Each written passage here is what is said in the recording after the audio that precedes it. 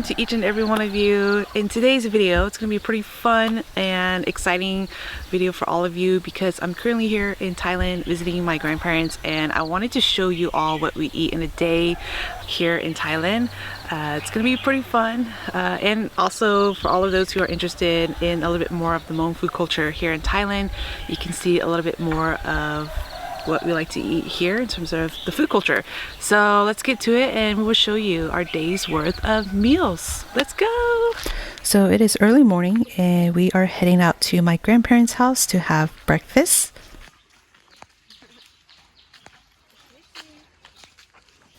But before we have breakfast, my auntie bought us some candy, and this is what we like to call Hmong Turban, which is basically a fish shape type of cookie or biscuit.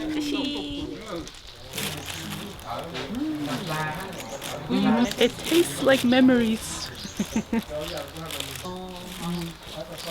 kind of like it's like lady fingers. Or you compare it. And it is time for breakfast. So we usually like to eat breakfast around 7 a.m. in the morning.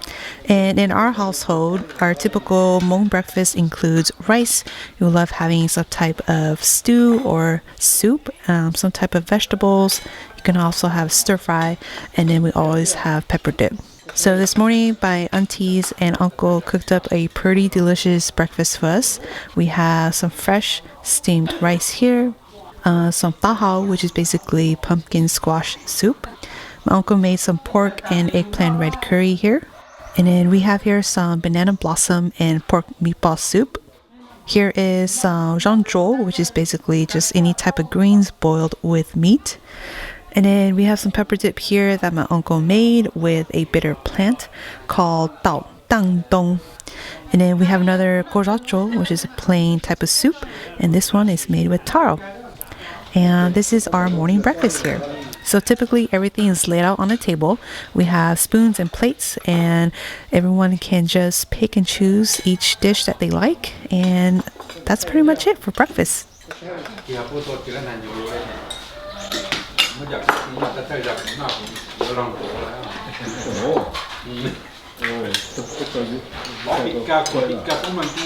So after breakfast, my uncle took us over to their coconut tree in their backyard, and we picked out a lot of their coconuts here so that we can actually drink the water and enjoy the meat.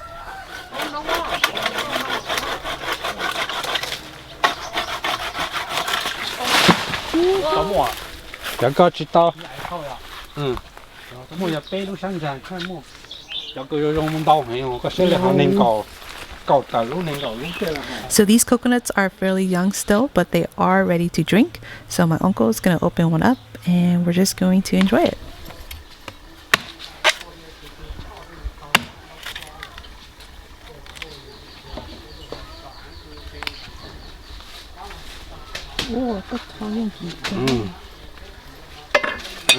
That was so easy.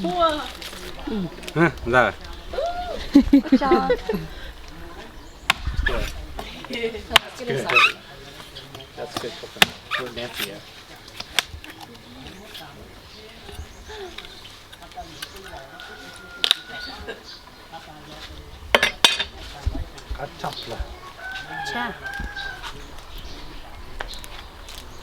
Wow. Fresh coconut from my grandparents' coconut tree.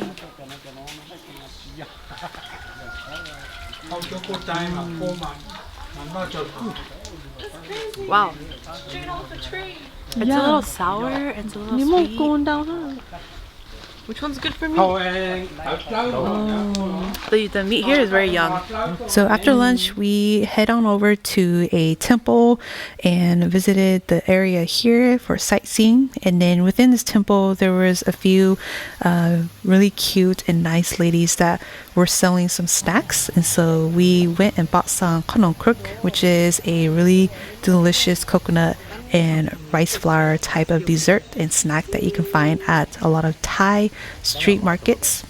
And they also sold a lot of different types of snack here that we bought as well.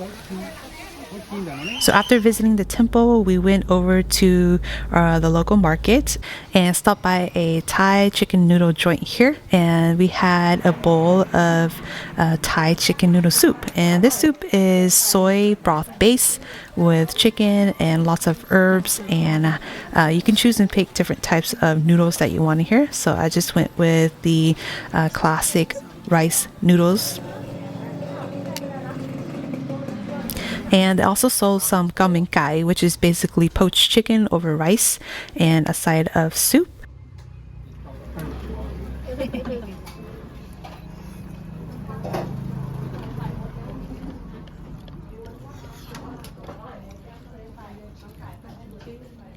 And then next to the noodle joint, we head on over to the local market to buy some fresh produce for tonight's dinner.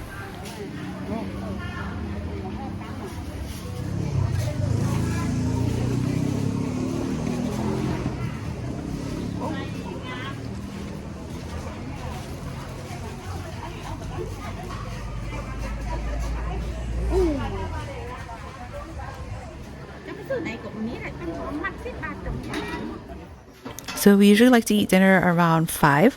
So for tonight, we have some fresh steamed rice per usual. My aunties made some fresh chicken soup here with medicinal herbs.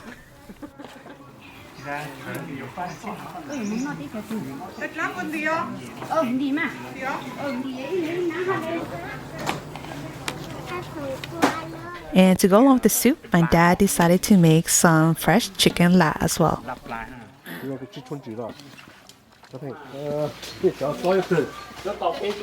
And this is it for tonight's dinner. Just fresh steamed rice, some chicken, and medicinal soup, along with some chicken la. And to wash everything off, my auntie made some gochai, which is basically just steamed or boiled rice water. And then we called it a night. So hope you enjoyed this video and stay tuned for part 2.